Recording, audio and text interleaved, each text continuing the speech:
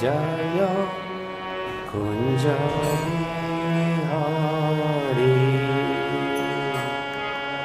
Jaya Radha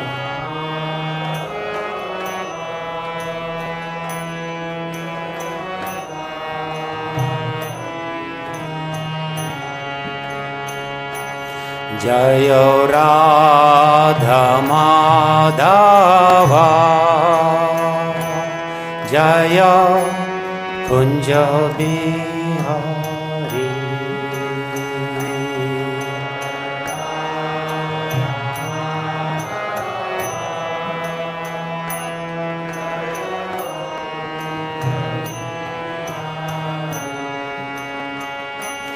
Jaya Gopi Jana Vallabha Jaya Girivaradari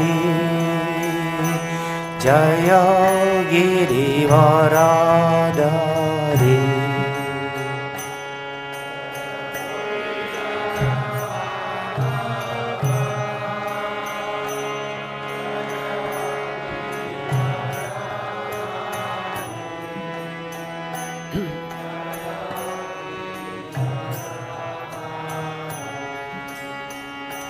Jaya Gopi Jana Vallabha Jaya Girivaradari Jaya Girivaradari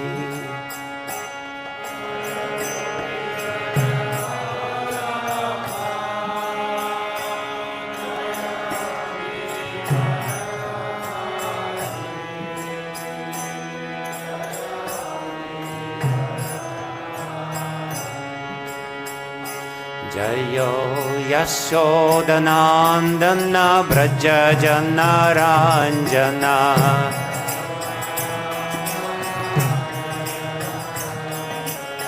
Yashodanandana Braja Jana Ranjana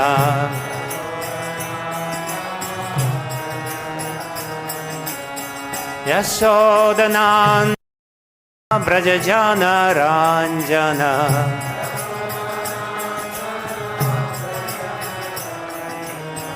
Yashodanandana Brajajana Ranjana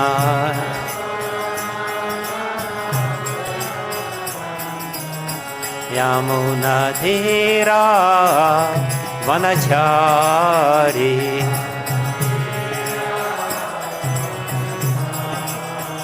Yamuna Thira Vanachari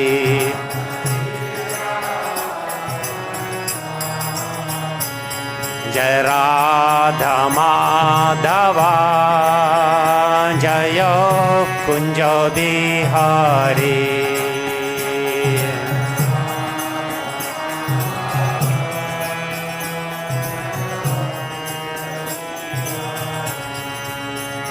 Jaya Radha Madhava Jaya Kunja Bihari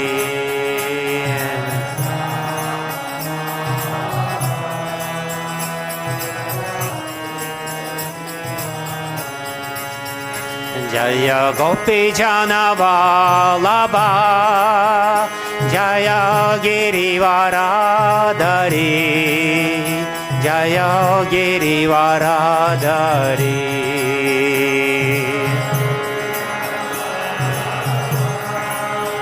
Jaya Girivaradari Jaya Girivaradari Jaya Gopi Jana Vallabha Jaya Girivaradari Jaya Girivaradari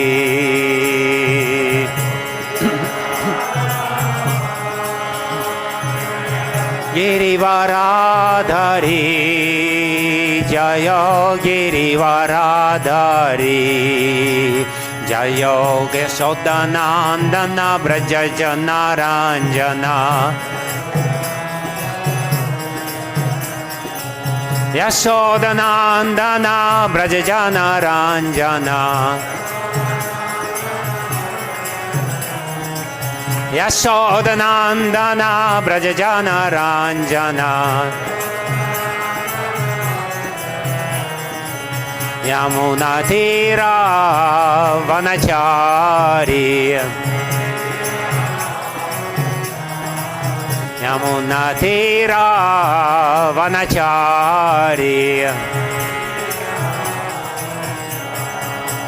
Jayo Radha Madhava Jayo Kunja Bihari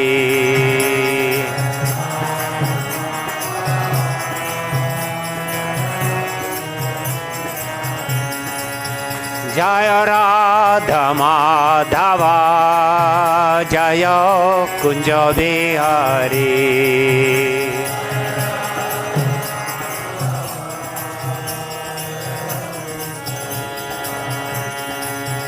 Jaya Radha Madhava Jaya Kunja Bihari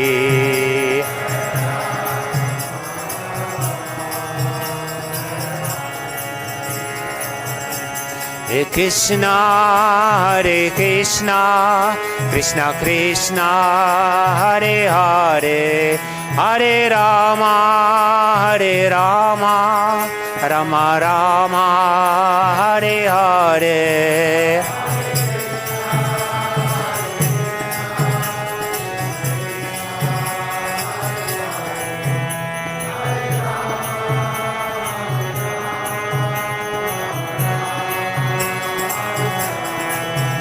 Hare Krishna, Krishna Krishna, Hare Hare, Hare Rama, Rama Rama, Hare Hare. Krishna, Krishna Krishna, Hare Hare, Hare Rama, Rama Rama, Hare Hare.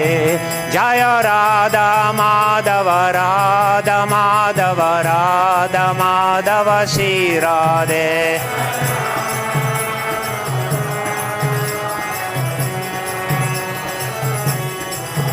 Jaya Radha Shyama Sundar, Radha Shyama Sundar, Radha Shyama Sundar, Shri Radhe. Shyama Sundar, Radha Shyama Sundar, Radha Shyama Sundar, Shri Radhe. Jaya Prabhupada,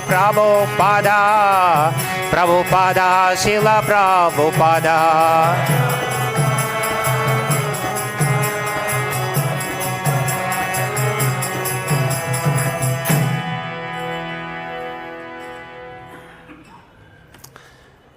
Jaya Vishnupada Paramahamsa, Parivrajacharya Stotra Shata Shishi Mata Bhai Charan Ravinda Bhaktivedanta Swami Srila Prabhupada Ki Jai.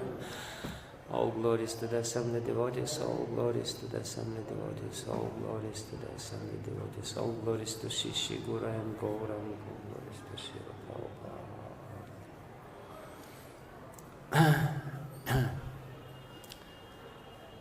Om Agyana Timirandasya Gyanam Jana Shalakaya Chakshuru Tasmai Shri Gurave Namaha.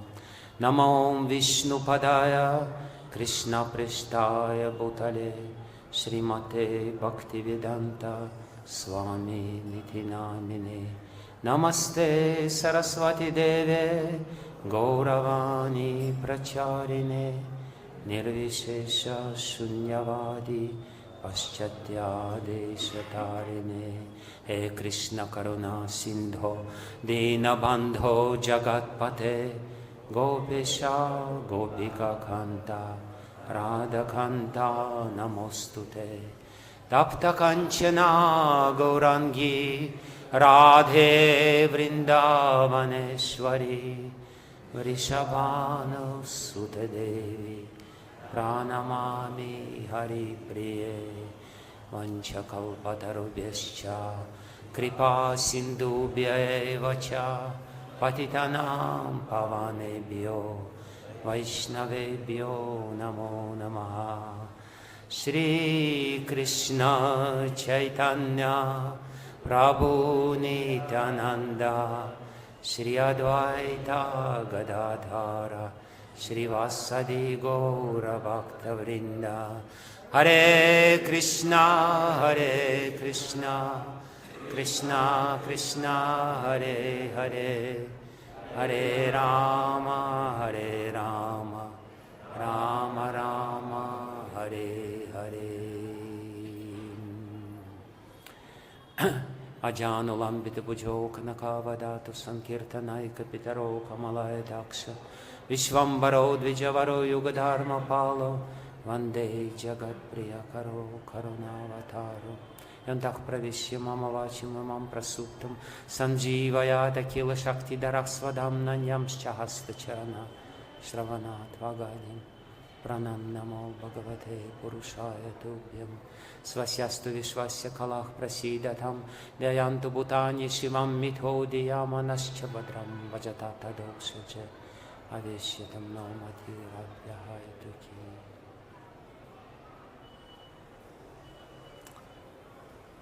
Hare Krishna.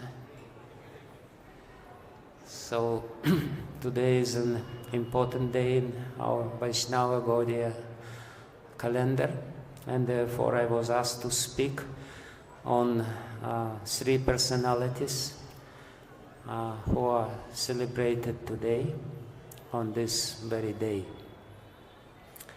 The first significance of this day is that it is Ganga Puja or Ganga Dasera.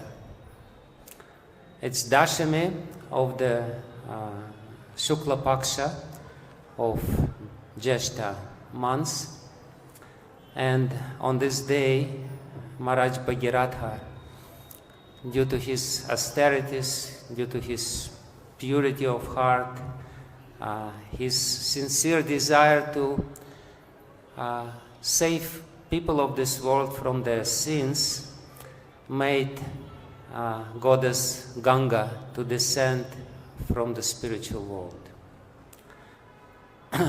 from heavenly planets and ultimately from the spiritual world. And therefore this day is called Ganga Dasera. Dasha means 10. Today is Dashami. And another meaning of Dasha means that Ganga can purify Dashahara.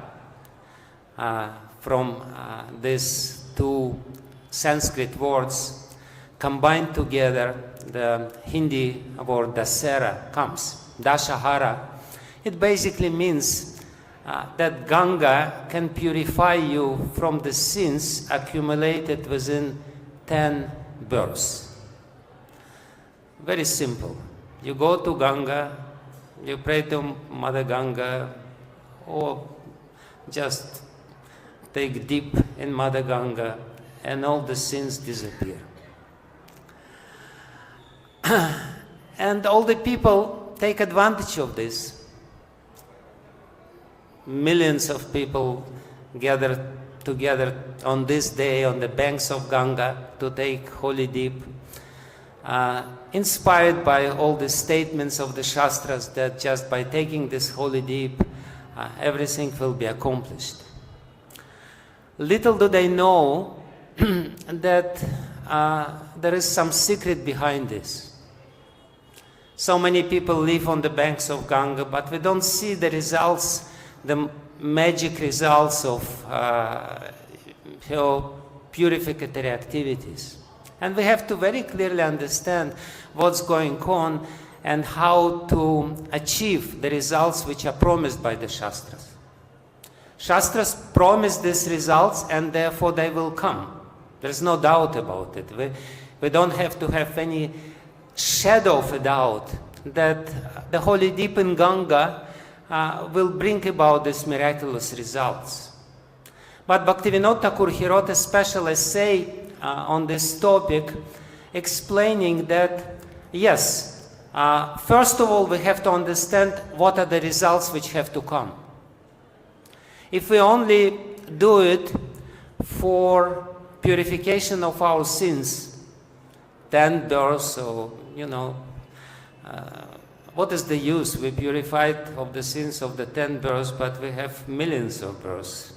So there is still enough sins to bring about another birth.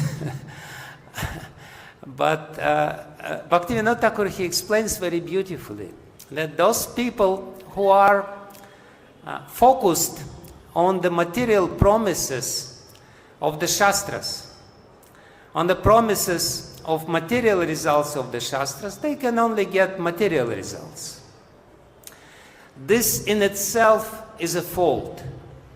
If you only go to a holy place, or if you circumambulate Tulasi because you killed a few Brahmanas, and you want to get rid of this Brahmahatya sin, it's not going to work.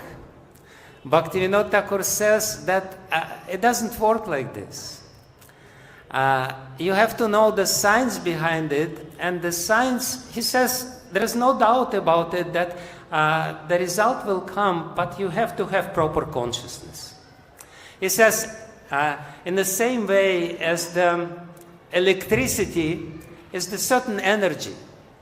So Ganga Devi or Tulasi Devi, they also carrier of spiritual energy. And it is spiritual energy which purifies us. When we come in contact with the carrier of spiritual energy, whether it is Ganga or Holy Name, or Tulasi Devi or Holy Dham, and there are plenty of this, we have to understand that this result only takes place if there is no offenses involved. He gives this example of the electricity. He says, yes, electricity, the energy of electricity can be transferred from the object which is the carrier of this energy into other object, provided the other object doesn't have resistance. If the other object has the resistance, you may put a huge power bank into this table. Nothing will happen with the table. The table will remain sinful as it was before. The spiritual energy will not go into this object just because there is no conductive power. Just because there is a resistance in this particular object. In a similar way, if we have the resistance against this spiritual power or spiritual energy, then the result will not take place.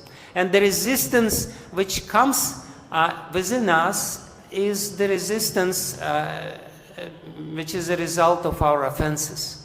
And the offensive mentality is exactly this. You go to the holy place, or you go to Ganga, or you go to Tulasi Devi, because you want to get rid of the sins, to facilitate sinning again.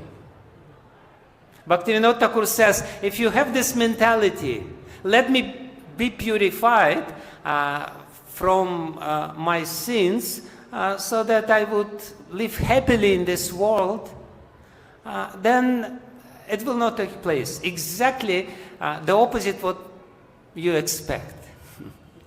But he says that therefore, when we hear the results of the holy deep in Ganga or in Yamuna, in fact, in this day it is also recommended to take the holy deep in Yamuna. It's equally as powerful as going to Haridwar or Devprayag or whatever, Gomukh, and take bath in Ganga on this day. But it is said that on this day we also should do Yamuna Puja and take the holy deep in Yamuna. But he explains that to get the result of this, we have to understand the whole scope of the results. Purification of the sins is just a little tiny fraction of what Mother Ganga can give to us. The real result of taking deep in Ganga is that we get devotion to the Lord. We get bhakti to the Lord. The purification of the sins is just side effect. And if we go, and if we do something for the sake of side effect, the result will be opposite. We have to really understand what is the main result which is expected from certain action which we do, and in this particular case, taking holy deep in Ganga. If we understand that the main result which should be expected from this is devotion to the Lord, and we go with this purpose, then the side effect will take place automatically. If we come for the side effect, then we will become sinful. There is a very simple example which we can understand. Like for example, the side effect of sex relationship is pleasure. But the main result of sex relationship is to be beautiful children. If you do sexual relationship for the sake of the main result, that the side effect will take place automatically. But if you do the sexual relationship for the sake of side effect, it will become sinful. So the same principle works here. If you do some activity for the side effect, not for the main effect, then you will not get nothing, you will become sinful. Even the side effect will not come ultimately. Those people who are engaged in illicit sex, they ultimately, they're desperate because even the pleasure which they get reduces drastically and ultimately doesn't come. So in the same way, when we do something for the sake of side effect, we make a great mistake. So when we do this holy deep in Ganga or in Yamuna, we really have to purify our consciousness preliminarily to make it conducive to receive, to make it receptive, to receive the spiritual energy, which is there in Ganga, which is there in Yamuna, which is there in the holy name, which is there in the holy Dham. So that's the main effect. And therefore, Bhaktivinoda Thakur says, when the Holy Scriptures describe the glories of Ganga, they speak so many different things. But people are focused only on the material results, and therefore they get nothing. And therefore, the result is so minimum. So it's very interesting if we try to understand the connection between these three events. One is the holy appearance of Ganga Devi in this world by the mercy of King Bhagiratha. Another one is the appearance of Ganga Mata Goswamini, who is a great devotee in our line. And another one is the disappearance day of Baladeva Vidyabhushan. We can see the thread which connects these three events. And if we understand the subtle connection between these three seemingly unrelated events, we will take the full advantage of this very holy day.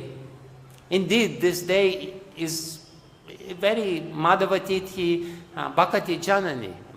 Bhaktivinoda Thakur explains that what is the meaning of Madhavatithi, of special tithis on Vaishnava calendar, is that they create bhakti in our heart.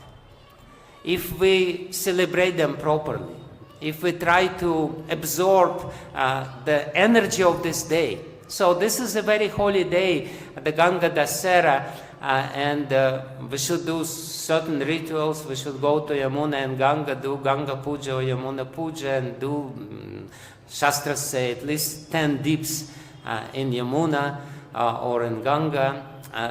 But with the idea that ultimately it gives us devotion. How? Let's try to understand the subtle connection between these three events which took place on this particular day of our calendar. It's very interesting that Ganga Devi, being pleased by the purity of heart and purity of intention, again, the same topic is there. Why Ganga Devi didn't come on the request of Maharaja Dilip, who was the father of Maharaja Bhagirat? Why Ganga Devi didn't come on the request of Maharaja Amshuman? This whole sequence or dynasty of great kings. Maharaja Dilip was such a great king. His glory is amazing. Still, Ganga Devi didn't come. She only came on the request of Maharaja Bhagiratha. Why? Because the purity of his intent was more. That's the conclusion which we should make. He was deprived of even a shadow of some sort of selfishness. Yes, he wanted to purify his ancestors, but ultimately he was driven by the desire to purify everyone.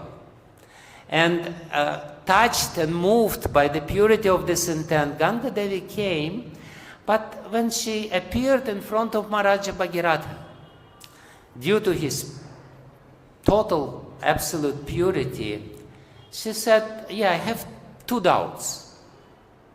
The first doubt which I have is that if I come here to earth, the power of my descent will be so great that I will just penetrate this earth and go to Patala Loka, and I do not want to go to Patala Loka. There is nobody who is praying in Patala Loka for me to come. So why should I go to Patala Loka? But it's practically inevitable if I will just, gush from such a huge height to Earth, then I will not stay in the middle planets, I will go down. So what shall I do? Tell me, somebody should hold me so that I will not go down. This is the first doubt. And the second doubt, of course, she knew what's going to happen. People will be inspired to sin more because they have such an easy way to get rid of sins. Instead of purifying the humanity, I will create horrible stuff, and besides that, all these sinners, they will come to me and they will dump all the sins into me and me. Then I will go to Patala Loka on my own because that will be my destination. So what am I supposed to do? So please first dissipate these two doubts of mine, and then I will agree to your request. I'm ready to do it. And Maharaja Bhagiratha, of course, he said that, yeah, no problem.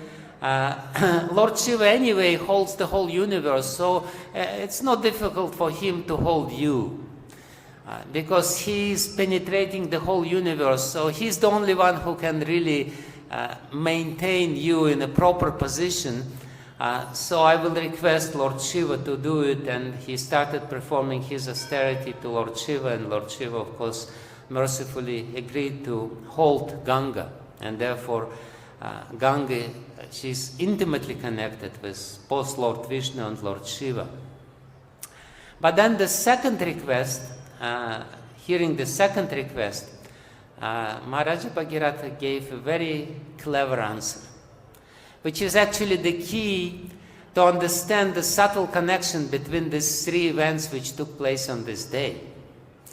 He said that, yes, I will promise to you that you will be purified of all the sins dumped in you by the sinners who come to you, because the devotees will also come to you.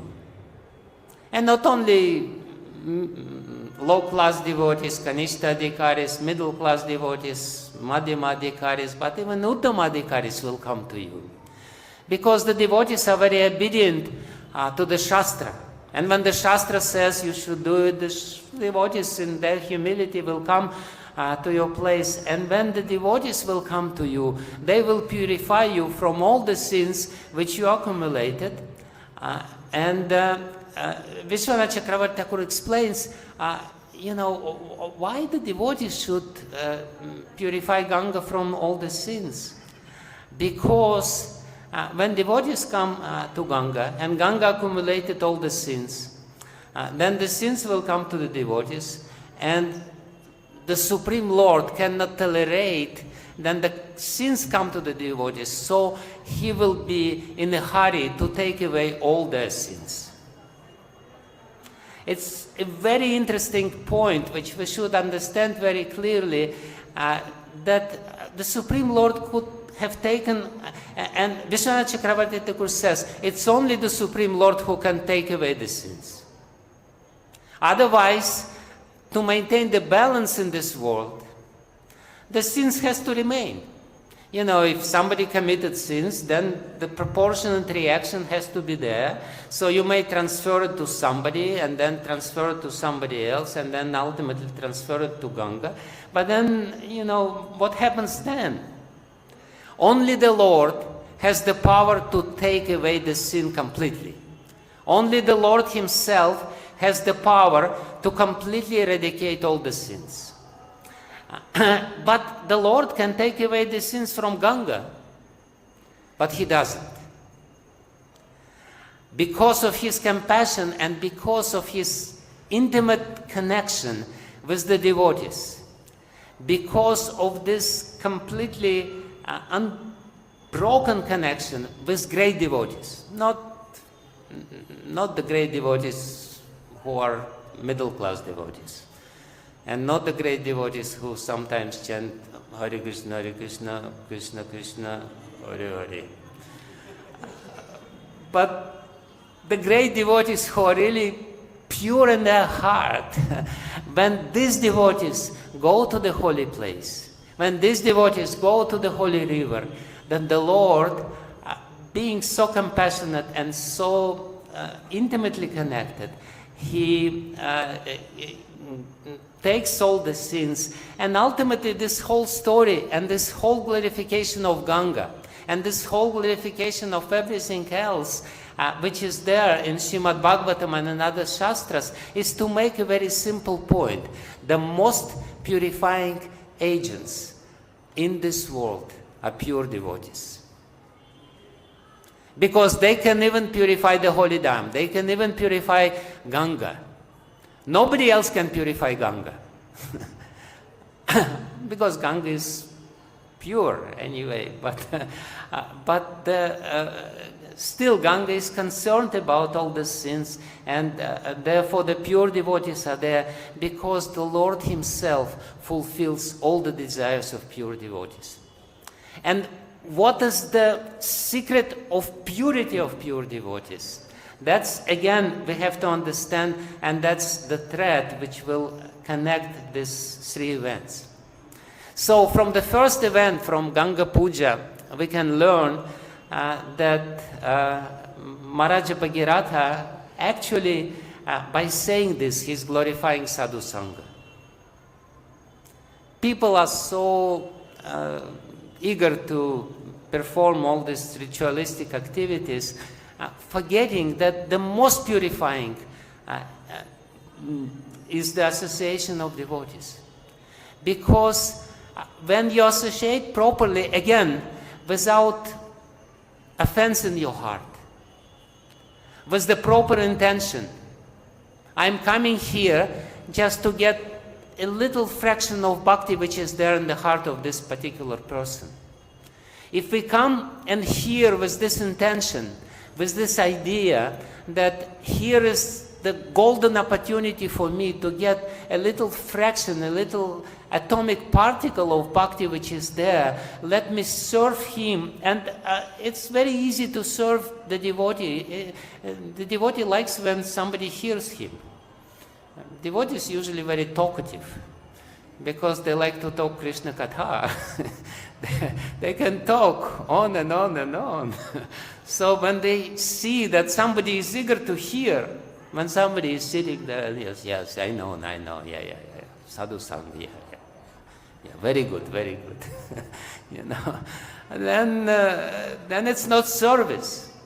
But if you come with the intention to serve pure devotee, and to serve pure devotee again is very simple, just to hear him with a good intention in the heart. Yes, I want to hear what he has to say, because what he says is coming from his heart, and his heart must be pure. This is a pure place in which he serves the Supreme Lord. Then the bhakti comes, and then the effect comes. And again, Maharaj Bhagirath is performing this pastime, not to, of course, to glorify Ganga and her purifying power, but first and foremost to glorify Sadhu Sangha, because this is the real Ganga. This is the real Ganga which comes to this world, because Ganga, being neutral, being somewhat indifferent. Of course, Ganga is not indifferent. She is a personality. She is mother. She is taking care of us. She is Janani. She is our mother. But still, she is somewhat neutral. But she purifies externally. But when we hear the devotee, the intention of the devotee is to purify your heart. When the devotee speaks, he speaks with this intention: may those who hear me attentively be purified within their heart. And therefore, the words of the devotee, they penetrate deeper than the waters of Ganga. They penetrate deeper because they are the Shakti, the energy which is there in the heart of the devotee has a particular address, the heart of his or her hearers. And this is how the purification of Sadhu Sangha takes place. Sadhu Sangha does not purify by just, give me Ashirvad, Ashirvad, Ashirvad Maharaj, Ashirvad, or just by touching the feet. The purification takes place if we, with proper intention, hear what they have to say and try to understand the emotion behind their words. And the emotion is this: may people be purified. May people have bhakti. May bhakti be established in their heart and flourish in their heart, and give them the complete pleasure and bliss of being established in their heart. So in this connection, we can study the next event which took place on this day. On this day, Ganga Dasera, Ganga Mata Goswamini was born somewhere in Bangladesh, in modern day Bangladesh, in Kunti district, and her father was very wealthy landlord. He was a small king of a small area. He was very, very wealthy. And she was the only daughter, and her father, Naresh Raja, loved her daughter very much. But she loved Krishna.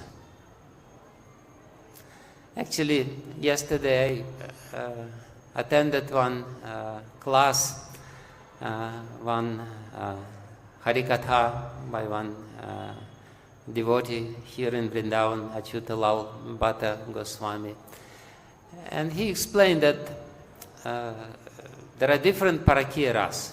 He explained that there are different kinds of parakiras. And he said that Shastras, they describe three kinds of parakiras. And two kinds of parakiras they glorify, and one kind of parakiras they condemn very much. So I think everyone is very much intrigued, what kind of parakiras is glorified in the Shastras. So amazingly, he said that Shastras glorify parakiras when the unmarried girl falls in love with yogya, with a good boy who is deserving. When she gives the heart to the good boy and they fall in love with each other. Shastra glorified this. Because this is a natural attraction between male and female, and if it is done in the parameters of proper Shastric rules, like Dushyanta and Damayanti, which is glorified in the Shastras, then this kind of Parakiya Ras is glorified. And then it is very interestingly that the second kind of Parakiya Ras, which is being glorified in Shastra, when the married woman has her husband, but she couldn't care less about her husband and she wants to marry Krishna. So this Parakiya Ras is also good. These two kinds of good, another kind we will not mention, not to contaminate the hearers. But this Shachi Devi, who was the daughter of Naresh Raja, she had the first kind of Parakiya Ras. Her father and her mother very much wanted, seeing her indifference into this material world, they very much wanted to marry her with somebody. And when she found out, and they wanted to marry her when she was very young, and when she found out this, she said, no, I'm not going to marry anyone, my husband is Krishna. And they told her, you're crazy. And she said, no, you are crazy. I'm not crazy. I do not want to have any other husband. My only husband is Krishna. And she was so adamant that ultimately her parents, who were very insistent, they had to give up. And when her mother passed away, it's also very interesting and very instructive. Her whole life story is very instructive because she teaches us how this internal renunciation or internal spark of bhakti, which is there in everyone's heart, has to develop. Even in case of gopis of Vrindavan, it starts with Purvarag. In case of Ganga Mata Goswamini, it also starts with Purvarag. In her childhood, she had this Purvarag. She heard about Krishna and she fell in love with Krishna, and she became very adamant and determined that I will only marry with this beautiful Krishna who is the Lord of the universe. But then the next stage has to take place also. You have to prove that your Purvaraga is, that you are serious in your Purvaraga. Initially, when we start our bhakti, yes, some initial inclination, some initial attraction is there, but still we have to prove that we're serious and we want to come to the end on this path. And therefore, she left home. The first thing which she did when her mother passed away, she left home and she went on pilgrimage. And from Bangladesh, she came to Navadvip first. From Navadvip, she came to Jagannath Puri. And from Jagannath Puri, she came here in Vrindavan. So this is the first thing. Initially, some initial attraction should be there, is there. But then you have to endeavor to purify yourself. You have to perform certain austerities. You have to perform, to prove that you want to do this, and for that you have to perform certain vairagya. So she left home, she went from one holy place to another holy place, and when she came here, she came to Govindaji temple. And the pujari of Govindaji temple was one Haridas Pandit, who was the disciple of Ananta Acharya, who was a disciple of Gadadhara Pandit. So it was third generation from Gadadhara Pandit, the great associate of the Supreme Lord Chaitanya and Srimati Radharani. And his disciple Ananta Acharya was Sudevi Gopi. And Haridas Pandit was the main pujari in Govindaji temple. And when she saw Haridas Pandit, she understood that her pilgrimage bore fruit. We have to again understand this dynamic or this thing. You know, we go, we get the initial attraction, we go for purification, we go to Tirtha Yatra. But again, the result of purification is that we have to appreciate some devotee. Appreciate deeply in the heart. If this doesn't take place, if this does not happen, then all our purification is waste of time. It's useless. It doesn't really bear any fruit.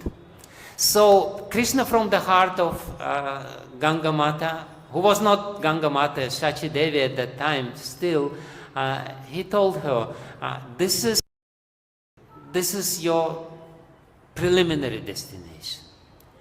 This is the place, the food, the lotus feet of this great devotee is the place where you find what you're looking for. But the Haridas Pandit was very hesitant to give initiation to her. It is said very clearly in Hari Bhakti Vilas that the guru should not be in a hurry to give initiation. Of course, nowadays gurus are very merciful, sometimes too merciful. But it is very clearly said that he has to give a test. And especially, you know, she's a Rajakanya, she's a daughter of a king, she's born in a very opulent family. So he was not in a hurry, he was looking at her and testing her again and again and again. But she was adamant and she was so insistent and determined. She would come to him again and again and again, and she said, I don't want anything else.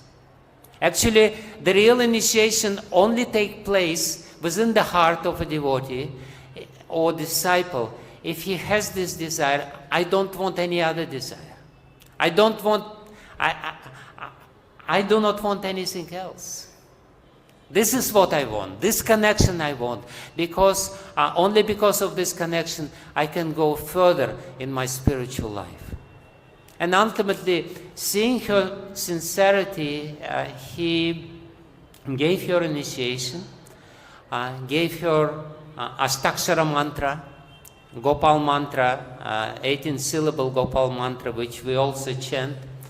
And she started chanting and she started studying under him. She was already a great scholar.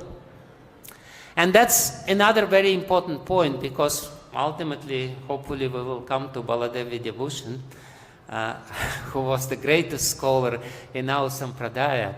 So, to spoil the whole katha, I want to say that ultimately, what is purifying within the heart of a devotee?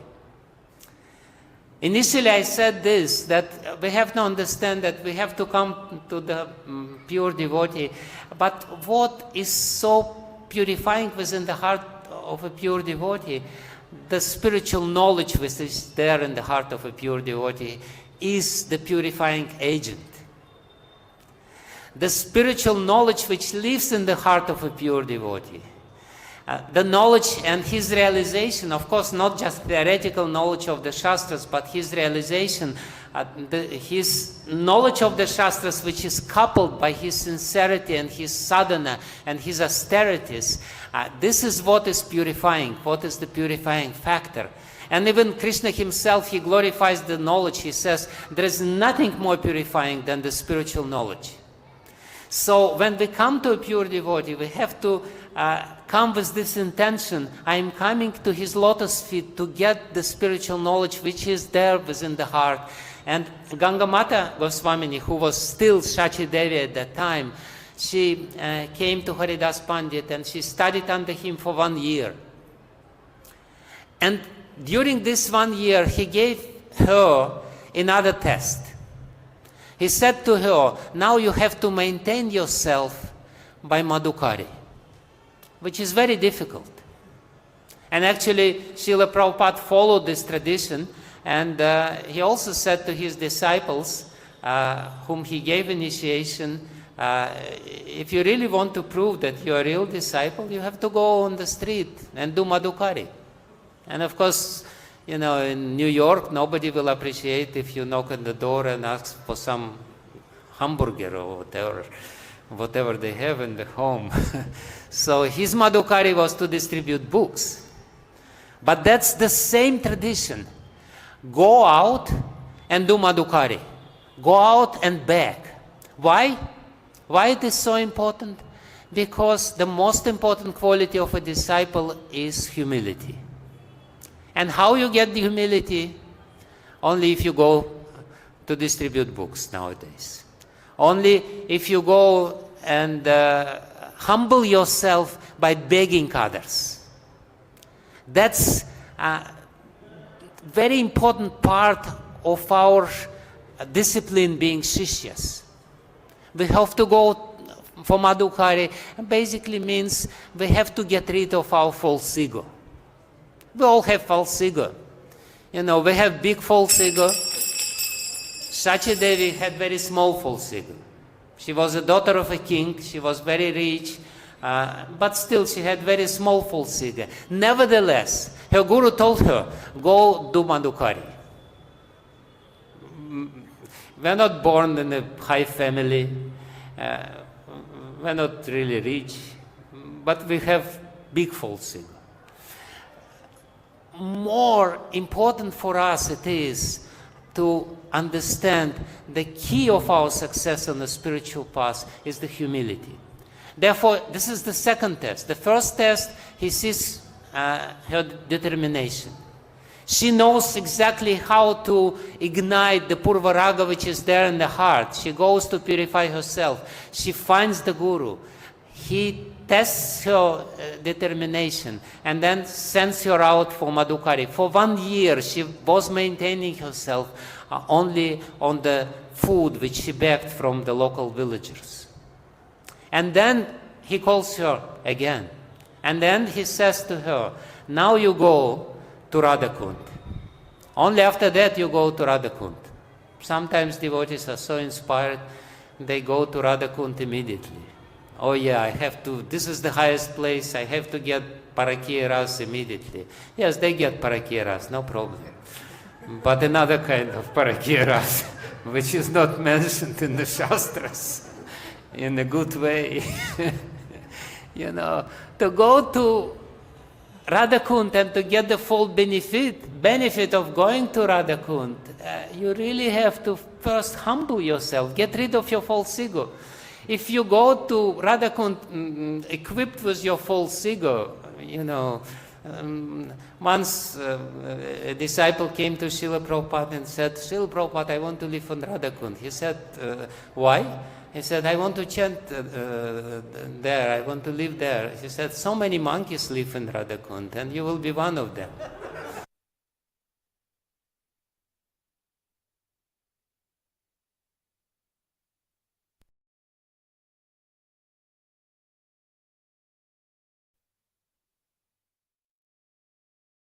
Get there.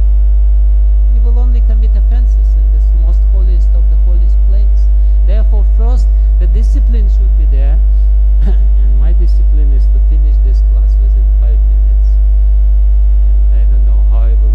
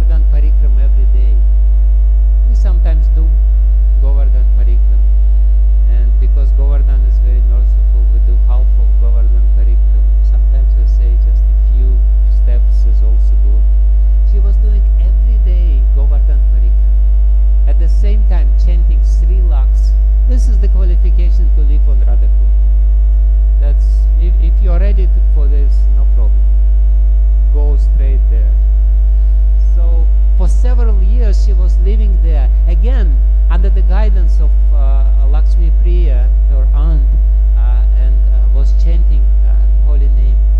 And then Haridas Pandit calls her back to Vrindavan and gives her another test.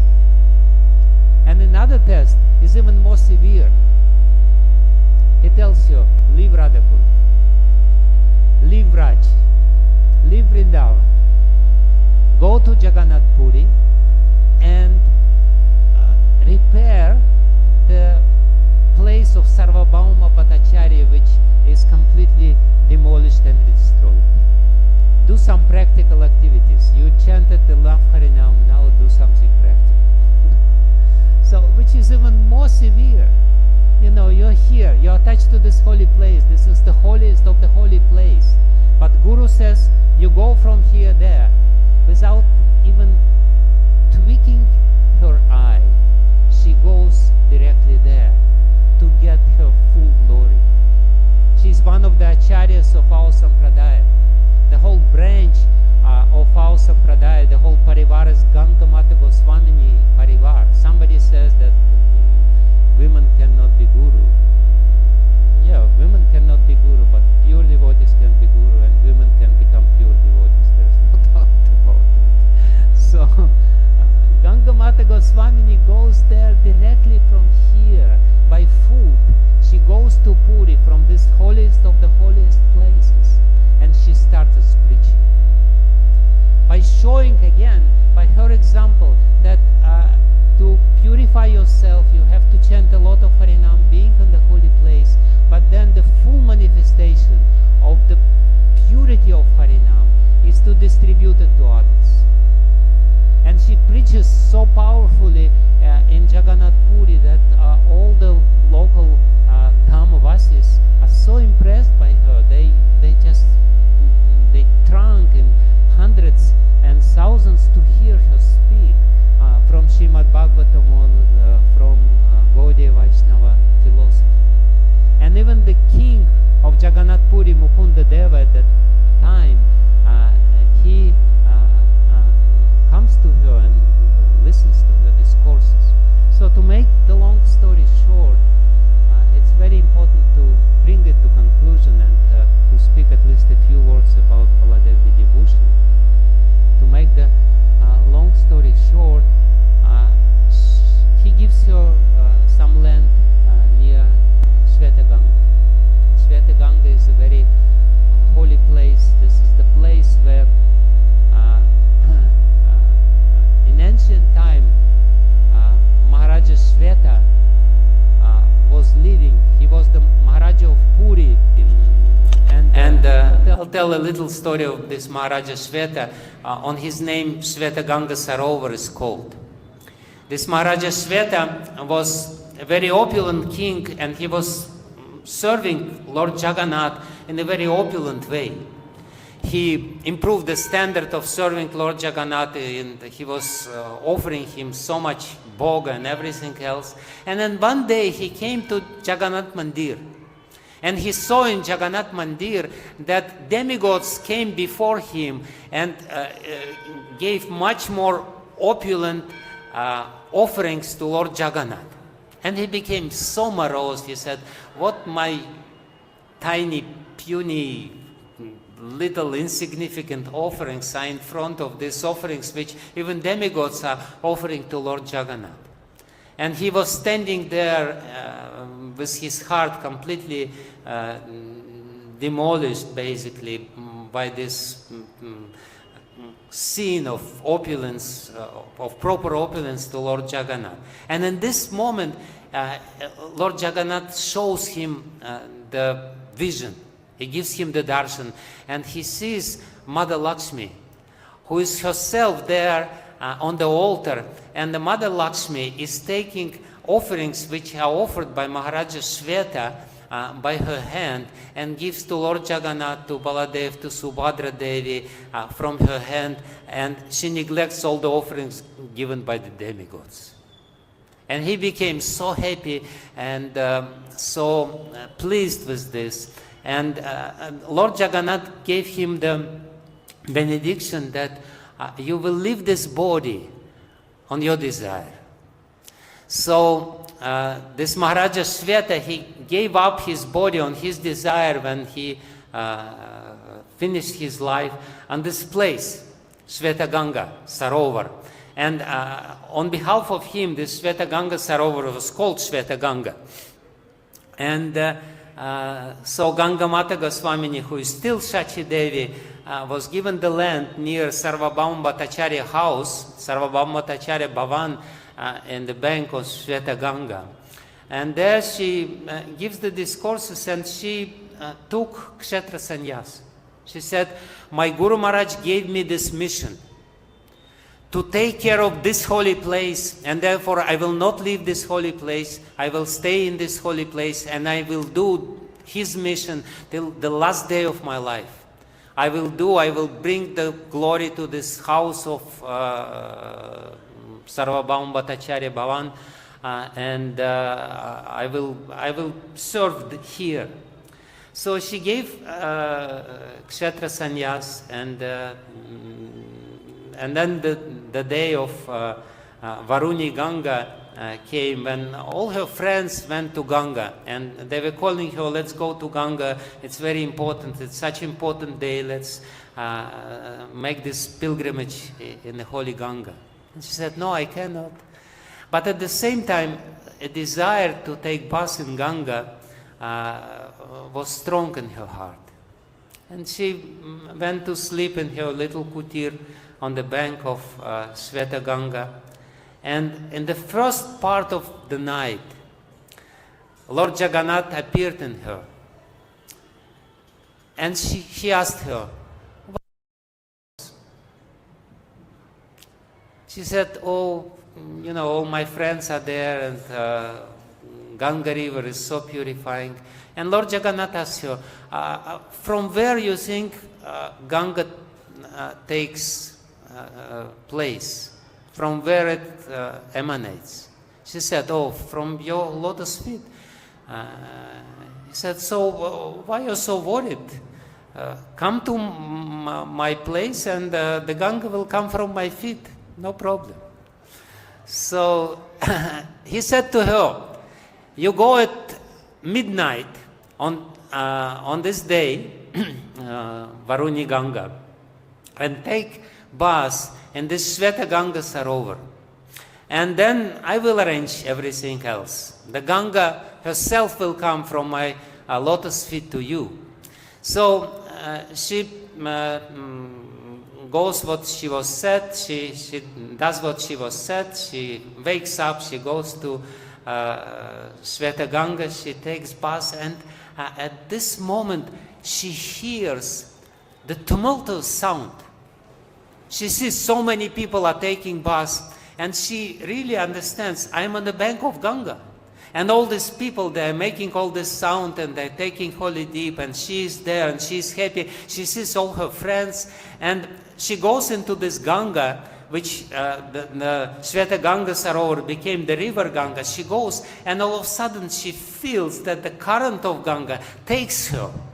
And it's such a strong current, and the current of Ganga takes her, and she finds herself within Jagannath Mandir. Lord Jagannath brings her miraculously into Jagannath Mandir, and she's still there, and she hears all this, all the people who are making sound, well, when there are so many, when the festival is there, there is a lot of sound people are making. Whether it is Kumbh Mela or whatever. So there is Kumbh Mela is going on in Jagannath Mandir at night. And she's taking baths, and she's also making sounds, being so happy about this. And the guards of Jagannath Mandir, they hear these sounds from inside the door, and they wonder what's going on there. What the heck is going on there? And they got the permission from the head priest, and they opened the doors of Jagannath Mandir, and lo and behold, they see Shachi Devi, who is standing there alone, and she's all wet in her wet sari, and she's looking, and the whole scene disappeared. There is no Ganga, there is no people, only she and Jagannath is smiling. So the guards, they got suspicious because she was still a beggar. And they thought maybe she's a beggar, and the beggars, they tend to steal because this is what the beggar's profession is. So they bring her to King Mukundadev. And they say, she's alone, she's at night, somehow or other she stayed there, somehow or other she's wet, we don't know how. And she probably wanted to steal some decorations or some ornaments of Lord Jagannath. And the priests were also suspicious, and they put her in prison. So here you are. Is another obstacle on your spiritual path. You end up in prison. You're very sincere, you do all austerities, you purify yourself, you chant Sri Lakh of Harinam, and then you end up in prison. And then all the priests, including Mukundadev, they got some terrible disease, and Lord Jagannath comes to Mukundadev and says, because of your offense to Shachi Devi, you have all this disease. And if you want to get rid of the disease, you go to her, not to Ganga, not to Shweta Ganga Sarovar, not to myself. You go to her and you surrender to her. You took initiation from her. You take the holy knowledge, divine knowledge, transcendental knowledge which is there in your in her heart, in the form of holy mantra. Take initiation, only then everything will be restored. So this is the holy end of the happy end of the whole story, how she got the name of Ganga Mata Goswamini. From this day on, she was called Ganga Mata Goswamini, and we celebrate this day again to understand this. And just to say one sentence about Baladeva Vidyabhushan. If we study his life, which is also very intimately connected with Jagannath Puri, somehow or other there is this internal connection. Ganga Mata Goswamini, Baladeva Vidyabhushan, who was born near Jagannath Puri in Remuna in Balasore district, and ultimately came here. Then again, what is his glory? His glory is the transcendental knowledge which he gave, and which is till this day, as the holy Ganga purifies people who come in contact with this. We still can come in contact with the great devotees. The Sadhu Sangha is, again, not only to externally have Sadhu Sangha, to be in the place where the pure devotee speaks, that's very important, but also to study his words and try to understand the intention behind these words. The glory of Baladeva Vidyabhushan is that he brought up the glory of Gaudiya Sampradaya into the context of the glorious Vedic culture. Before Baladeva Vidyabhushan, the Gaudiya Sampradaya was kind of isolated sect which was prominent in a few places like Navadvip and Vrindavan and Manipur. But it is because of Baladeva Vidyabhushan and his transcendental knowledge and his desire to bring this to audience, to the greater audience, to the people of the world, he made this transcendental knowledge, this school, accessible.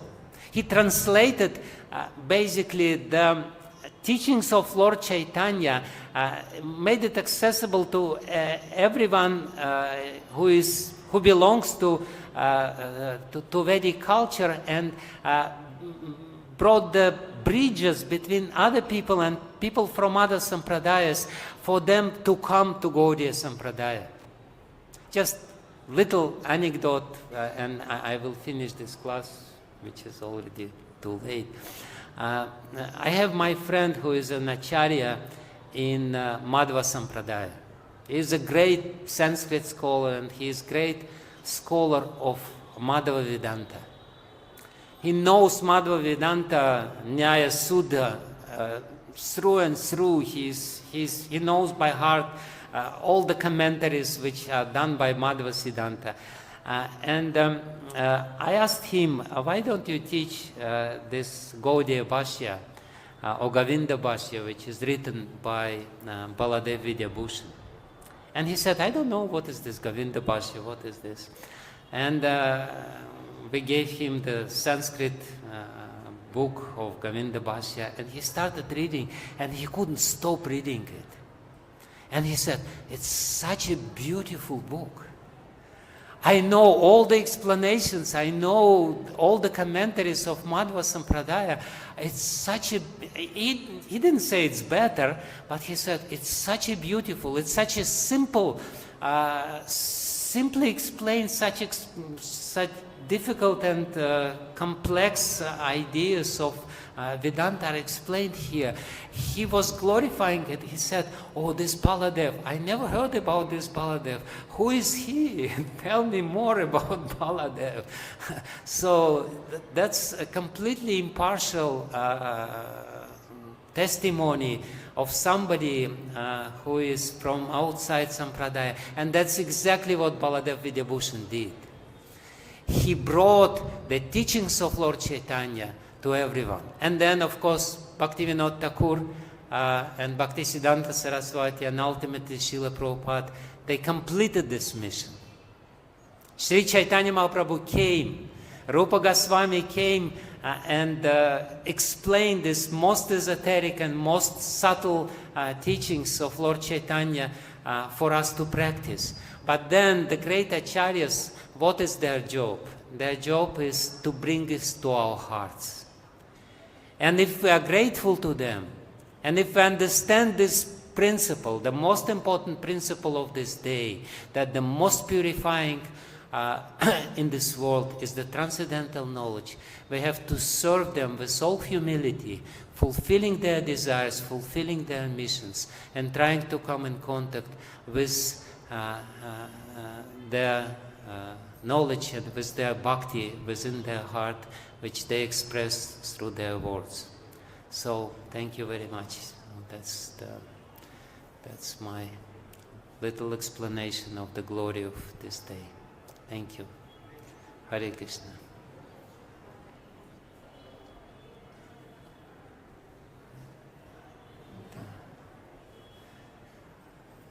I don't know, we probably should finish now, right? So, thank you. Srila Prabhupada ki jai.